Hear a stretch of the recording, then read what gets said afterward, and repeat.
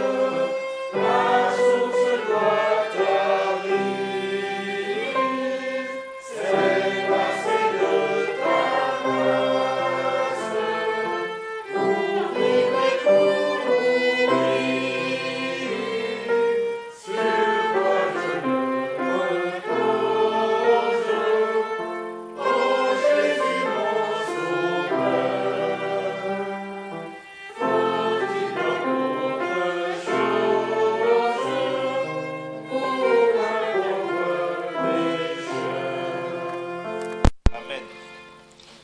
Je vais prier. Oui, Seigneur, merci encore pour ton amour, Seigneur. Merci encore pour ta parole. Merci encore pour tous tes bienfaits, Seigneur. Seigneur, ce matin, Seigneur, je te mets encore ce culte, entre les mains, ce culte, tu puisses bénir au nom de ton Fils. Jésus-Christ, Seigneur. Amen. On va passer au chant numéro 3. Au chant suivant, 243. C'est ce que je...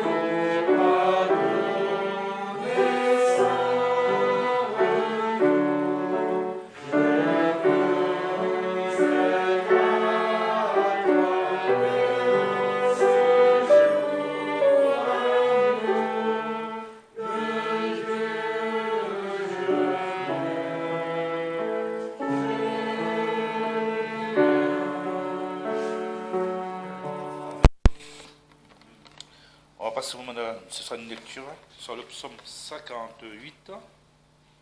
Exhortation à toutes les créatures de louer l'Éternel. Ouais, il faut chaque jour louer l'Éternel, parce que même les créatures, les oiseaux, les animaux aussi louent le Seigneur. On ne comprend pas ce qu'ils disent à chaque fois, mais le Seigneur sait tout. Voilà.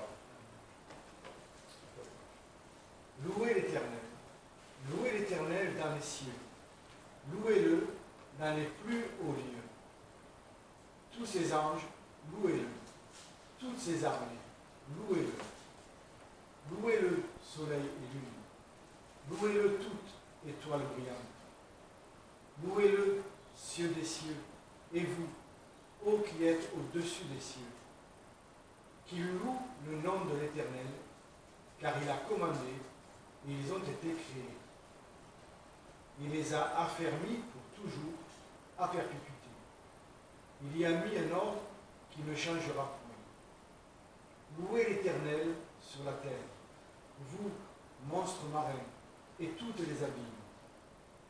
Feu et grêle, neige et vapeur, vent de tempête, qui exécutait sa parole. Montagnes et toutes les collines, arbres à fruits et tous les cèdres, bêtes sauvages et tout le bétail, reptiles et oiseaux rois de la terre et tous les peuples, princes et tous les juges de la terre, jeunes hommes et vous aussi, vieillards avec les enfants, qu'il loue le nom de l'Éternel, car son nom seul est élevé. Sa majesté est au-dessus de la terre et des cieux. Il a élevé la force de son peuple, sujet de louange pour tous ses fidèles, pour les enfants d'Israël, peuple qui est près de lui. Louez l'Éternel. Il n'y a que Dieu qu'on peut louer, qu'on peut exalter, parce que c'est lui qui a tout créé. Ça, nous ne sera pas là, l'homme ne sera pas sur terre. Toute l'intelligence qu'il a donnée avant, on va te remercier pour ça. Nous, on le sait que c'est Dieu qui a donné l'intelligence avant, mais l'homme, je ne sais pas. L'homme sans Dieu. Voilà. On va passer au moment des annonces. Non, il y a un chant. Le chant numéro 159. Ne crains rien, je t'aime.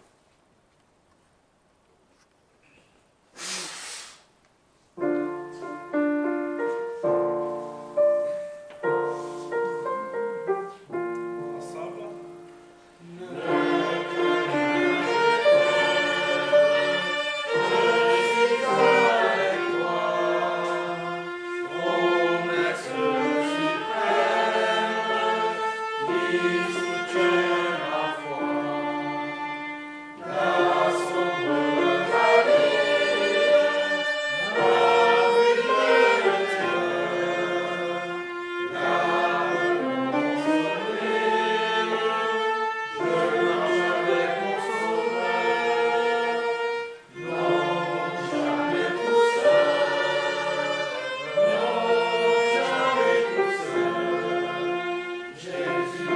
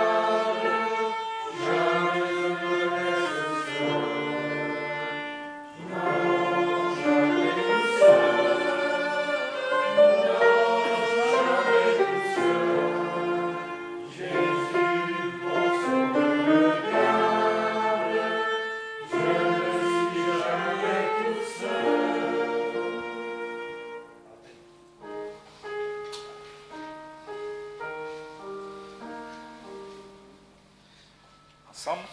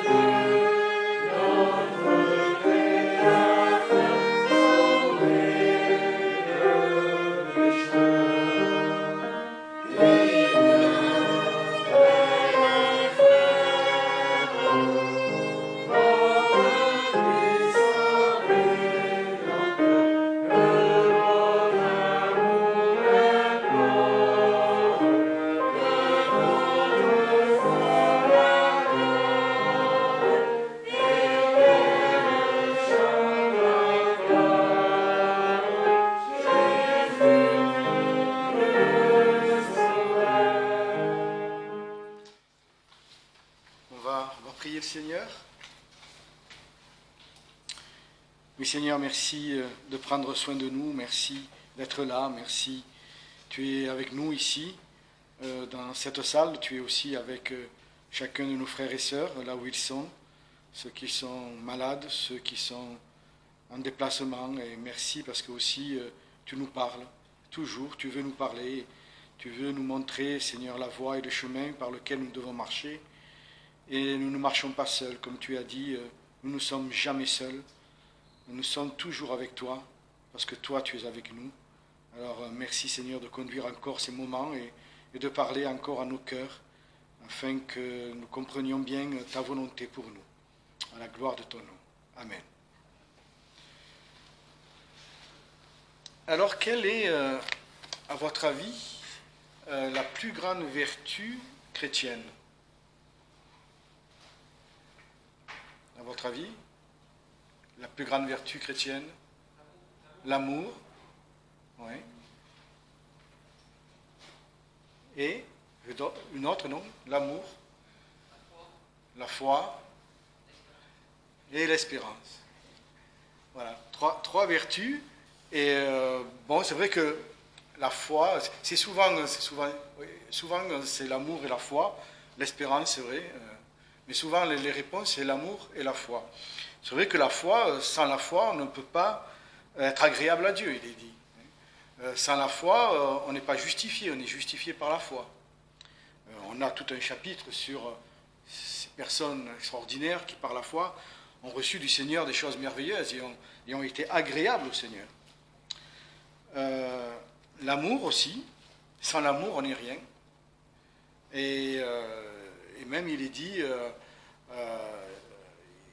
de ces trois choses, l'amour, la foi, l'espérance et l'amour, la plus grande, c'est l'amour. Donc c'est compliqué, la foi, l'amour, l'espérance. C'est vrai que ce sont des grandes vertus, mais il y en a une, peut-être on oublie, bien souvent, et qui est au moins aussi grande et importante que celle-ci, c'est l'humilité. Et nous allons voir à quel point l'humilité, c'est quelque chose de très important, non seulement dans la vie, dans notre vie, mais même pour le salut. Et on va lire donc Matthieu chapitre 18. On va lire les 4 premiers versets. On ne pense pas beaucoup à l'humilité. On sait que c'est une vertu, mais bon c'est une vertu. Mais c'est souvent l'amour et la foi qui semblent être les plus regardées, peut-être parce que ce sont les plus évidentes. Mais voilà, l'humilité est une chose très importante, et on va lire donc ces 4 versets. À cette heure-là, les disciples vinrent à Jésus et lui dirent : qui est le plus grand dans le royaume des cieux ? Et Jésus, ayant fait venir un enfant, le mit au milieu d'eux et dit : je vous le dis en vérité, si vous ne vous convertissez et si vous ne devenez comme des enfants, vous n'entrerez point dans le royaume des cieux. C'est pourquoi quiconque s'abaissera comme cet enfant, celui-là est le plus grand dans le royaume des cieux. Alors, premièrement, effectivement, il faut que nous devenions comme un petit enfant pour rentrer dans le royaume des cieux. Et là, nous voyons donc la conversion, le salut. Sans l'humilité, on ne peut pas rentrer dans le royaume de Dieu. C'est vrai qu'il faut la foi aussi, mais l'humilité est aussi importante que la foi. Pourquoi ? Parce que là, il est dit, ne vous convertissez. Pour venir à Christ, la première chose qu'il faut accepter, c'est le diagnostic et le jugement de Dieu sur nous. On croyait être quelqu'un de bien, agréable, on est complètement mauvais. Toutes nos œuvres sont mauvaises. Toute notre vie est insignifiante aux yeux de Dieu. Et tout ce que nous avons pu faire dans notre vie ne peut nous apporter rien pour le royaume des cieux. Le diagnostic est terrible et on doit vraiment accepter ce diagnostic de Dieu et ce jugement de Dieu. Sans cela, il est impossible de rentrer dans le royaume de Dieu. Et là, dans le royaume des cieux, il est dit. Et il y a des personnes qui, justement, ou n'acceptent pas ce diagnostic en disant comment oser dire que les hommes sont mauvais. Quand même, nous voyons beaucoup de choses autour de nous, beaucoup d'actes, beaucoup d'œuvres. Il y a des gens qui se donnent à fond dans des œuvres extraordinaires, dans la justice, même dans l'aide, etc. Comment oser dire que l'homme est mauvais ? Il y en a qui résistent. Il y en a qui résistent aussi parce qu'ils se disent si j'accepte ce diagnostic, ça va être terrible dans ma vie. Ça va être un trop gros changement et je ne peux pas m'engager dans cette voie-là. Ça serait un bouleversement dans ma vie. Et c'est vrai que lorsqu'on se convertit, Jésus a parlé de nouvelle naissance. Nous sommes comme, voilà, tout est nouveau. Et c'est écrit, toutes choses anciennes sont passées, toutes sont nouvelles. Et tout est nouveau, bien que rien n'ait changé autour de nous. Cependant, comme nous sommes une autre personne, bien sûr que tout est nouveau. Nous regardons et nous considérons les choses complètement différemment. Ça va bouleverser notre vie. Alors, si ça dépendait que de nous, on pourrait se dire, bon, après tout, qu'importe. Si maintenant j'ai envie d'aller au culte tous les dimanches, après tout, pourquoi pas ? Et alors, gloire à Dieu. Si maintenant je veux suivre le Seigneur et arrêter de faire telle activité. ou arrêter de regarder telle chose, ou d'avoir dans ma maison, voilà, on peut dire, bon, ben, je vais changer, il y a des objets que je vais jeter, il y a des livres que je vais balancer, il y a des films que je n'ai plus regarder, bon, et pourquoi pas. Mais imaginez le bouleversement que ça peut créer lorsqu'on est marié et qu'on a des enfants. C'est une situation terrible, parce que, et peut-être encore plus pour l'autre, parce que l'autre, finalement, quand on se marie à quelqu'un, on aime la personne. On a vécu des choses avec la personne. On a une connivence, on a une unité, on fait des choses, on fait beaucoup de choses avec cette personne. Tout d'un coup, eh bien, c'est plus la même personne. Mais je ne connais pas cette personne-là. C'est pas celle que j'ai épousée. C'est pas. Si j'avais su, je ne l'aurais jamais épousée. Mais là, maintenant, on m'impose cette nouvelle personne. Ah, elle est peut-être plus sympa, plus agréable, mais ma vie, c'est pas. Moi, j'ai pas voulu ça. Alors, celui qui est au Seigneur, il se dit, oui, maintenant, oui, ma vie va changer. Oui, mais la vie du conjoint aussi. Alors le dimanche, on ne sort plus, quoi. Alors, on ne peut plus aller là-bas. On ne peut plus recevoir telle personne parce qu'on sait les conversations qu'on va avoir. On ne peut plus regarder tel film parce que tu vas dire, non, mais t'as vu ce que je regarde? Mais non, mais je n'ai pas voulu ça.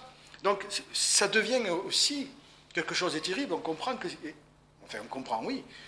Oui, on comprend que certaines personnes ont peur de suivre le Seigneur et qu'il faut beaucoup d'humilité pour accepter une telle transformation. Parce que ça peut amener, et souvent ça amène des divorces. Et surtout quand il y a les enfants, ça devient compliqué. C'est pareil aussi pour les amis, on perd les amis. Pourquoi? Parce qu'avec les amis, on allait faire des trucs qu'aujourd'hui on dit non, je ne fais plus ça. Ah bon? On avait des conversations, on rigolait, on buvait, on fumait. Non, je ne fais plus ça. Mais voilà, et petit à petit, les amis disent, bon, mais laisse tomber, hein. On laisse tomber. Il n'est plus avec nous, il ne vient plus avec nous. Ou elle ne vient plus. Pareil pour la famille. La famille, c'est plus mon enfant, je ne reconnais plus. Où est mon frère, où est ma soeur? Je ne la reconnais plus. Et ça peut créer, même dans le cœur de la famille, un endurcissement. On n'accepte pas ce changement. On n'accepte pas qu'on ait changé notre frère, notre soeur, notre enfant. Et il peut y avoir un endurcissement par rapport même à Dieu. On finit par détester même Dieu. On dit, mais qu'est-ce qu'il nous a fait? Mais qui c'est celui-là? On n'y a jamais rien demandé. Qu'est-ce qui vient bouleverser notre vie à nous? On a perdu un enfant, on a perdu un frère, on a perdu une sœur, on a perdu un conjoint, peut-être on a perdu un père, une mère. En tous les cas, il faut beaucoup d'humilité et de grâce du Seigneur pour cette conversion. Et c'est vrai que, voilà, quand on est célibataire, c'est simple, ou quand on est dans une famille chrétienne déjà, alors là, c'est formidable. C'est formidable. Mais quand ce n'est pas le cas, c'est compliqué. Et il faut vraiment beaucoup d'humilité, parce que c'est un moment très, une période même, pas forcément un moment, très compliqué, très difficile. Et il faut vraiment qu'on se mette à genoux et vraiment qu'on accepte ce que le Seigneur... Et ça, en plus, on ne veut pas dire, bon, il y a des épreuves, après... on est affermi dans le Seigneur. Non, c'est la nouvelle naissance, quoi. C'est un bébé, un petit enfant qui subit une telle épreuve. Oui, il faut de l'humilité et il faut être comme un enfant à ce moment-là. Parce que sinon, si on commence à raisonner, à réfléchir, ça devient dramatique. Il faut vraiment rester comme un enfant pour accepter de suivre notre nouveau Père, notre Père.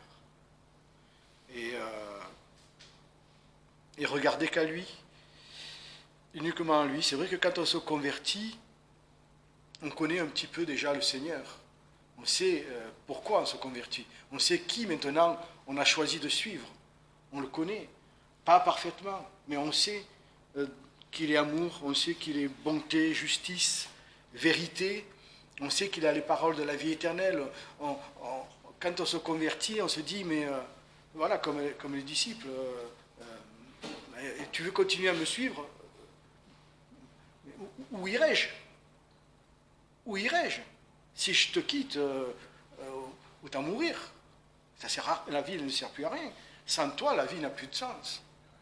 Et ça, merci Seigneur de ce que c'est vrai. Il nous met cela dans le cœur parce que pour passer ces moments difficiles, il faut énormément de grâce et d'humilité. Alors, est-ce que ce passage aussi, il parle aux chrétiens, il parle des gens déjà convertis. D'abord, le Seigneur a, je ne sais même pas s'il a parlé une seule fois à ses disciples du salut, de se convertir. Enfin, de se convertir, oui, mais de la nouvelle naissance, de naître de nouveau. Le Seigneur a dit, je vous ai choisis tous les 12, voilà, et je sais qu'il y a un démon parmi vous. Le Seigneur les connaît.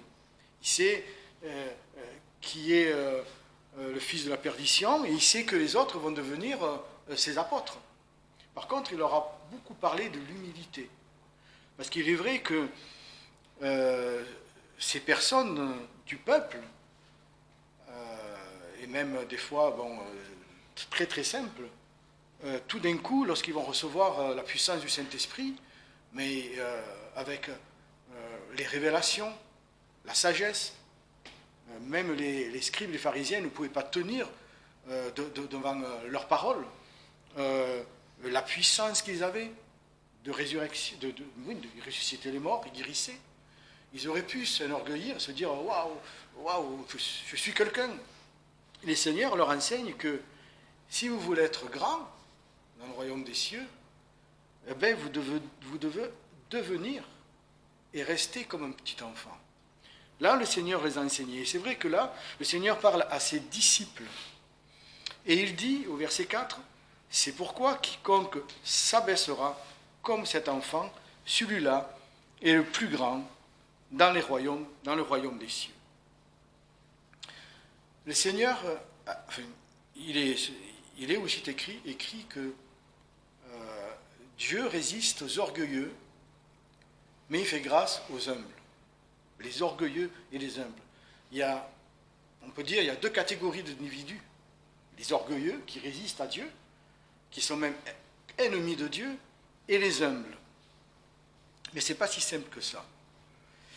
Ce n'est pas si simple que ça parce que on peut être au Seigneur et être dans l'orgueil.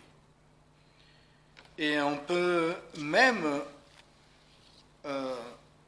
parfois être dans l'orgueil et parfois être dans l'humilité. Quelquefois, on est dans l'orgueil sans même le savoir. On pense être dans l'humilité et finalement, on est dans l'orgueil.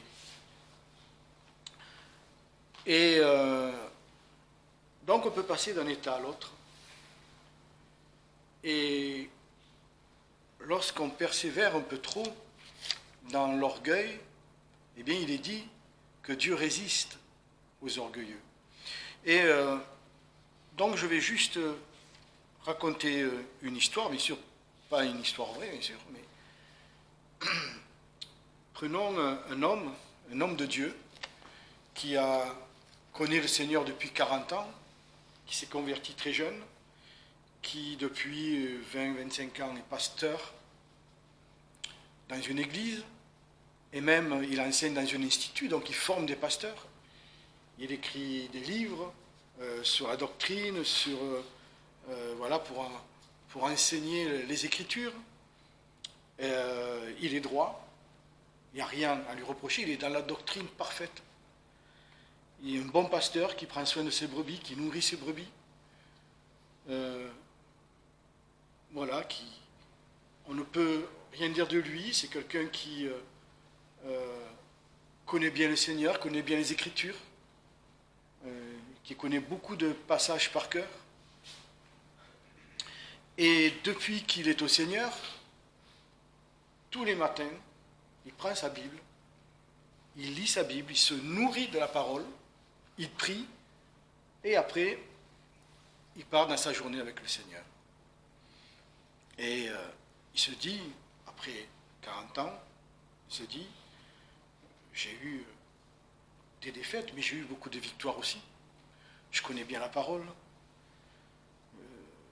Je me suis bien nourri ce matin de la parole. J'ai prié le Seigneur. J'ai pris les armes de Dieu.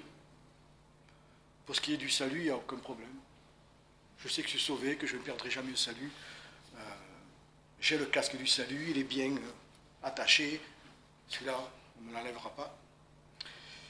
J'ai pris le bouclier, oui, j'ai déjà vaincu. Et je connais la parole, je saurais résister comme le Seigneur a résisté à Satan. L'épée, oui, je pourrais même me défendre avec la parole. Et s'il faut parler, eh bien,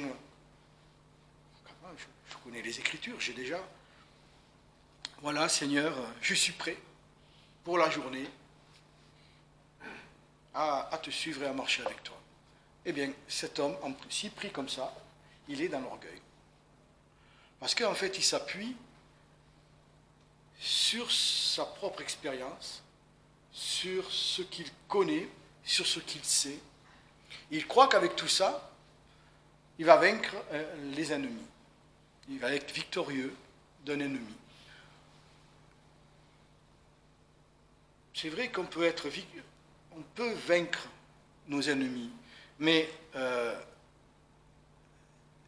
si Dieu est devant nous, puisqu'il est dit, il résiste aux orgueilleux, si Dieu est devant nous pour nous tendre un piège et nous dire, bon, je vais t'apprendre une leçon, comme il a fait avec Pierre, par exemple, lorsque Jésus était jugé, il faut que je t'apprenne quelque chose. Tu crois être fort, tu crois être armé, tu crois que tu es prêt? Je vais mettre devant toi quelque chose et tu vas tomber. Et devant Dieu, on ne peut pas résister. Cette personne tombe.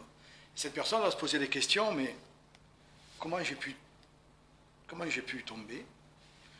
Et peut-être que même le Seigneur n'a pas trouvé... c'est pas quelqu'un qui va y dire... il ne va pas risquer sa vie. Peut-être que c'est quelque chose de pas très, très, très compliqué. Mais il va tomber, parce que Dieu va fermer la source de la parole à ce moment-là. Et cette personne va se poser des questions, mais où j'ai raté, quoi. Qu'est-ce qui s'est passé? Je n'ai pas assez prié. Pourtant, j'ai bien lu la parole ce matin. J'étais prêt. Je même des versets, je me les remonte. Puis au moment, là, il n'y a plus rien. Je suis tombé. Qu'est-ce que j'ai fait et qu'est-ce que je n'ai pas fait? Ça, c'est un enfant de Dieu, formidable. Mais là, il était dans l'orgueil. Et une autre histoire, c'est une autre enfant de Dieu. Mais cette personne, elle n'est ni pasteur, ni diacre, ni ancien. 40 ans dans le Seigneur, mais un simple enfant de Dieu. Discret, qu'on ne voit pas beaucoup, on ne voit pas beaucoup parce qu'il ne se met jamais en avant, mais qui est toujours là. Et cette personne, depuis qu'elle est au Seigneur, lui aussi a gagné beaucoup de batailles. Il en a perdu, mais il en a gagné, il s'est relevé, et il a gagné des batailles. Et tous les matins, il dit sa parole également, il prie. Et ce matin, il s'est nourri de la parole de Dieu. Et il est bien, il est heureux, il est joyeux de ce que le Seigneur lui a montré. Et il prie en disant, merci Seigneur pour ta parole. Merci vraiment de m'avoir comblé et rempli de ta lumière. Et maintenant, je pars dans la journée, mais sans toi, je ne peux rien. Si tu n'es pas là, si tu ne me prends pas la main, si tu ne me gardes pas, si tu ne me conduis pas, si tu n'es pas ma forteresse, si tu n'es pas mon soutien et ma force, je ne suis rien. J'ai besoin seulement comme un enfant, que tu prennes ma main et que tu me conduises, et que tu me gardes, et que tu m'accompagnes, et que tu me protèges, et que tu me soutiennes. Il ne compte pas sur « Ah, mais moi, j'en ai vaincu, 40 ans, et la parole, alors je peux vous la citer si vous voulez. Je connais des versets, je donnerai des leçons si vous voulez. » Non, tout ça, ça ne sert à rien. Seulement la grâce de Dieu. Seulement la grâce de Dieu. Chaque matin, cette personne devient un petit enfant. Il dit, Père, tu m'as comblé de plein de choses, mais si je pars sans toi, tout ça, c'est quoi? C'est toi. Il n'y a que toi qui peux me prendre la main, il n'y a que toi qui peux me conduire. Alors il y aura des combats, il y aura des luttes.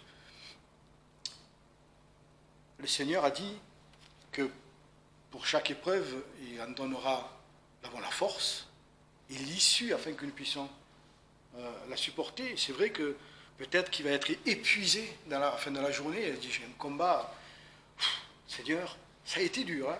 Oh là, il a fallu résister devant l'adversité, devant les adversaires, devant les accusateurs.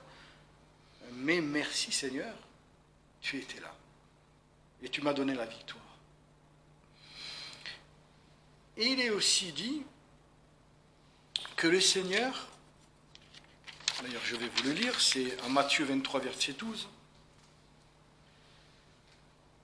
On va attendre que ce soit... Quiconque s'élèvera sera abaissé, et quiconque s'abaissera sera élevé. Et Dieu va élever cette personne. D'abord, il va l'élever dans les cieux. Parce que les anges vont dire, waouh, encore une victoire formidable. C'est, voilà un homme extraordinaire, ou une femme, qu'importe. Là, j'ai pris l'exemple d'un homme, mais voilà quelqu'un d'extraordinaire. Il a une réputation dans les cieux extraordinaire, parce que les anges se réjouissent chaque fois qu'ils le voient, chaque fois qu'ils... ça y est, notre ennemi, on va voir. Allez, vas-y. Et il va, voilà, on le soutient comme on soutient une équipe. Je préfère Didier, mais voilà. Et voilà. Et puis de l'autre côté, il est connu aussi les démons. C'est que les démons se disent, celui-là, comme une fois l'a attaqué, putain, il nous a battus à chaque fois. Alors ils se disent, qui c'est qui va y aller? Pas moi. Toi, dis-toi. Enfin, il sera élevé dans les cieux. Et il aura une place, le Seigneur le dit. Bon, il dit le plus grand. Mais parmi les plus grands, il pourra compléter la liste de Hébreux. Et il ne sera pas au bout de la table du Seigneur, il sera parmi les premiers, avec Abraham, David. Oui, le Seigneur va l'élever dans les cieux, mais aussi il va l'élever sur la terre. Comment le Seigneur peut élever quelqu'un? Ben, tout simplement, l'autre, il avait beaucoup de choses, c'est une coupe, mais il était déjà rempli aux 3/4 de plein de choses. Donc j'ai pu un peu la remplir, mais pas beaucoup. Par contre, voilà une coupe vide que je vais pouvoir remplir. Remplir d'amour, de douceur, de compassion, de miséricorde, de patience, de grâce. Voilà, son comportement, son témoignage, il va porter du fruit. Il va porter du fruit. Pour le Seigneur, il va porter du fruit. Et même dans l'Église, voilà, c'est vrai, on ne le voit pas beaucoup, on ne l'entend pas beaucoup, mais il est toujours là. L'évangélisation, il est là. Réunion, toutes les réunions, prières ou autres. Études, tout. Il est toujours là, il est toujours présent. Et bon, on a besoin de volontaires, il est toujours présent. Ah, mais on ne le voit pas, on ne l'entend pas. Et puis, voilà, si on a besoin de se confier ou de parler, il ne parlera pas beaucoup, mais lorsqu'il parlera avec la grâce du Seigneur, avec la douceur du Seigneur. Et son témoignage dans l'Église, ça sera que, dès qu'on évoquera son nom, on n'aura que des sujets de louer le Seigneur. Ah, qu'est-ce qu'il est doux, humble, et puis alors, quand il parle selon le Seigneur. Hein, et puis, il n'est pas en train de cogiter ou de raisonner. Et lui, il n'a que le Seigneur, la parole. Donc voilà, et c'est vrai, il sera toujours volontaire pour tout, et on comptera toujours sur lui. On pourra toujours compter sur lui. Pourquoi? Parce qu'il est humble, parce qu'il est toujours un petit enfant, et qu'il ne compte pas du tout sur lui. Il y a aussi un troisième cas de personnes qui croient être humbles, mais en fait ne le sont pas. Et ces personnes-là, ce sont des personnes qui ont tellement peur de se tromper, qui finalement ne font rien du tout. Pas seulement dans l'église, mais dans leur vie privée. Je vais avoir une promotion, je vais changer de poste. Seigneur, est-ce que c'est ta volonté? Est-ce que c'est pas l'orgueil? Est-ce que je ne cherche pas quelque chose que tu ne veux pas? On veut me muter ailleurs. Seigneur, est-ce que c'est ta volonté? Est-ce que c'est ce que tu veux? Est-ce que je dois quitter cette église pour aller ailleurs? Je ne sais pas. Seigneur, j'ai rencontré quelqu'un, est-ce que je dois l'épouser? Je ne sais pas. Est-ce que c'est celle que tu veux pour moi? Ou celui que tu veux pour moi? On s'entend bien, tout va bien, mais je ne sais pas. Si ce n'est pas ta volonté. Je fais des études.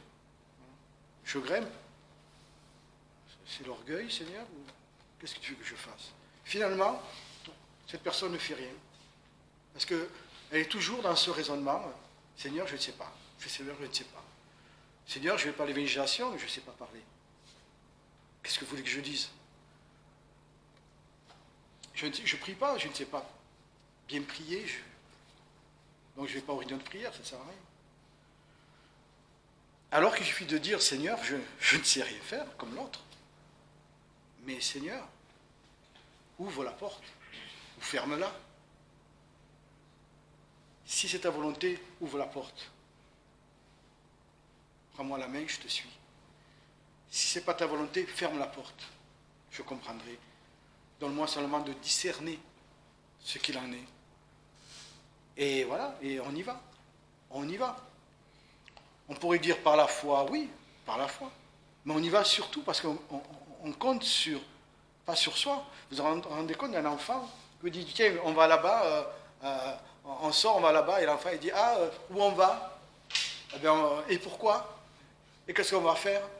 Et c'est pas dangereux? Et est-ce un enfant qui fait ça, il dit, mais non seulement c'est compliqué à supporter, mais c'est un enfant malheureux. Hein.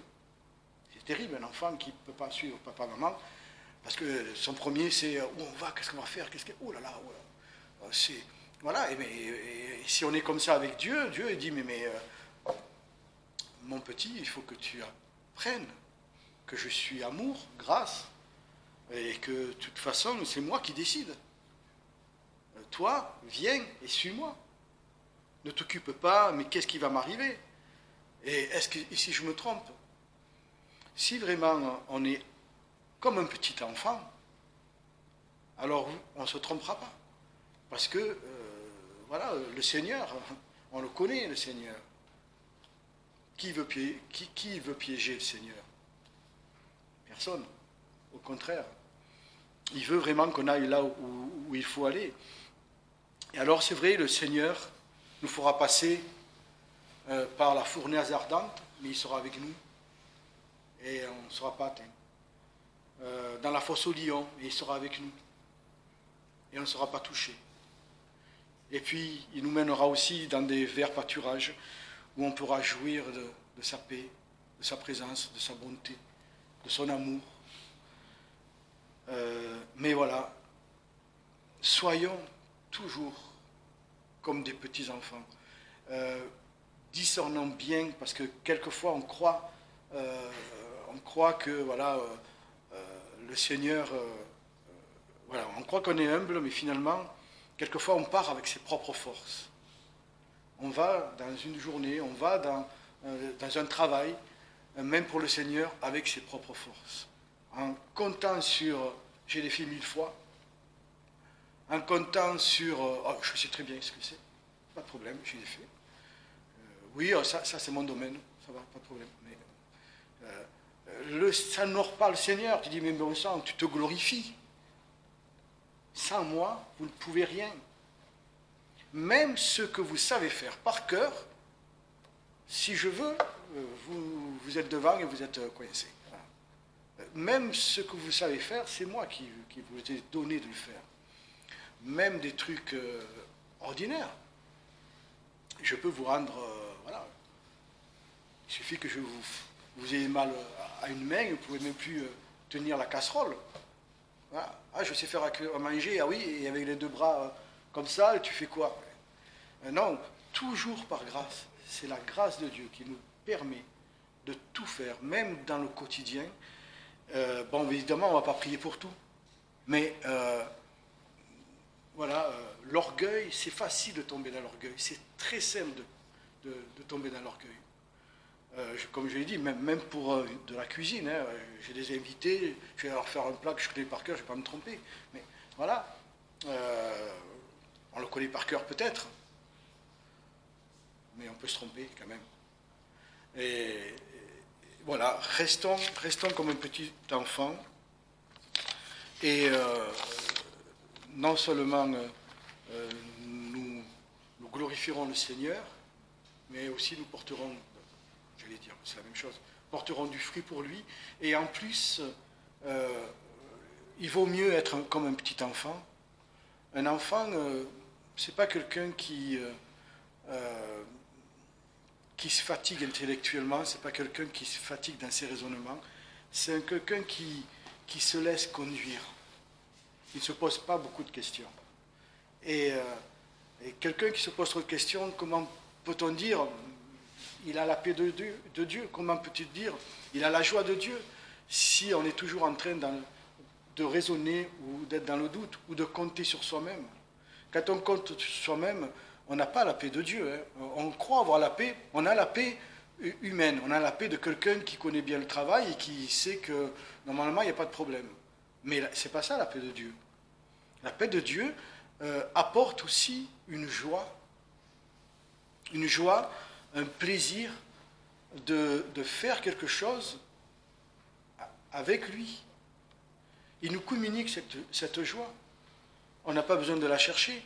À partir du moment qu'on fait quelque chose avec lui, et qu'on le fait avec humilité, en dépendant totalement de lui, l'Esprit lui-même nous communique la joie, parce qu'il est content d'avoir une personne qu'il va utiliser, avec qui il va pouvoir travailler et faire quelque chose pour Dieu, pour le Père, quoi. Il est Dieu lui-même, l'Esprit, mais pour le Père et pour le Fils. Et il va communiquer sa joie de pouvoir le faire. Et voilà, donc, voilà, et oui, il y a la foi, oui, il y a l'amour, de grandes vertus chrétiennes. N'oublions pas l'humilité.